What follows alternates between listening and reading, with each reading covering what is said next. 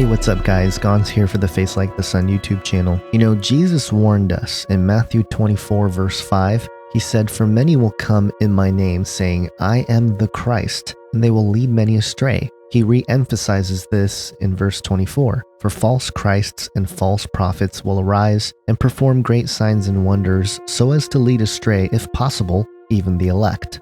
Now, there have been many people who have claimed to be Jesus Christ over the years, but some news outlets latched onto one particular story recently. For example, RT published, "Jesus is coming, and he wants you to elect him as MP for Burnley." And the story goes, a retired bus driver who believes he is the second coming of Jesus Christ says he will run to become Burnley's next member of parliament in 2020 in an attempt to shake up British politics. John Edward Birtwhistle, 77, changed his name to Jesus Christ by deed poll in 1996, saying he had healing powers and that he was the Son of God in a past life.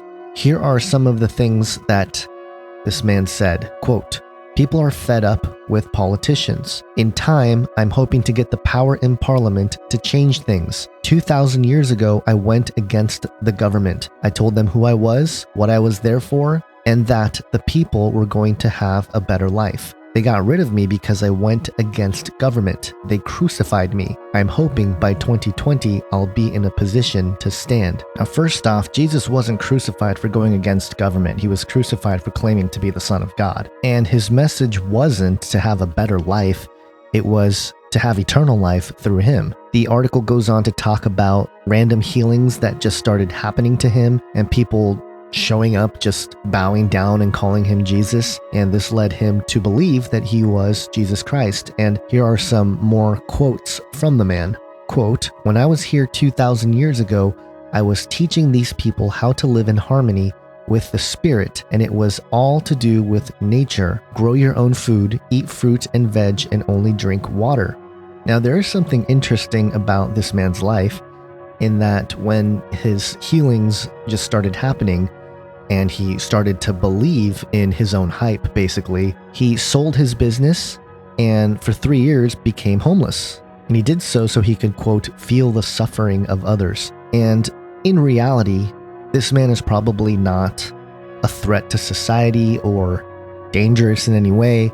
In fact, he may gain followers for his peaceful approach to things. However, therein lies the place for the deception to hide. He may be a great guy, he may be a really nice guy, but guess what? He is not Jesus Christ, he is not Yeshua, he is not the Messiah. And so ultimately, at a spiritual level, if we're looking at this through the spiritual lenses, this is extremely dangerous, and it's leading a lot of people astray. And I think this sort of thing we'll start seeing more of to create more of a chasm between real followers of Christ, the remnant in the end days, and everybody else. And I think the prophecies about the Antichrist and his beast kingdom, even conquering the saints, is part of the grand picture, and these things are just part of that progression. This article closes out saying, speaking about the future, Christ says there will be more climate change and violence coming, and Britain should not get involved in any more wars.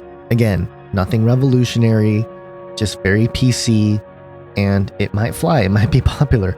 I think it's silly that they kept calling him Christ, because this guy did take it up as his last name, which is always that joke we heard in church about Jesus Christ, and Christ is not his last name.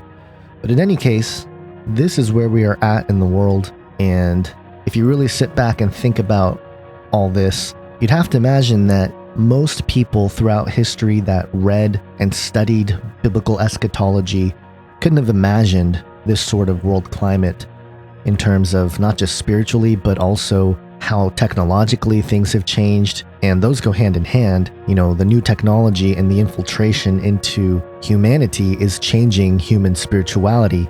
And that's part of the transformation of man into gods, and the same promises that were promised in the Garden of Eden by the Nakash, the serpent. And those are themes that are always there behind everything. But a story like this draws specific attention to Jesus' words in Matthew 24, where he warned the world 2,000 years ago and said, hey, guys, there's going to be people that are going to come and say they are the Christ, they are the Messiah, and they're going to lead many astray. and he was very clear about how he would return in the clouds. Acts 1:11, he's going to come back the way those disciples saw him leave into the sky. So unless this guy's coming down from heaven in the clouds, he is not the Messiah.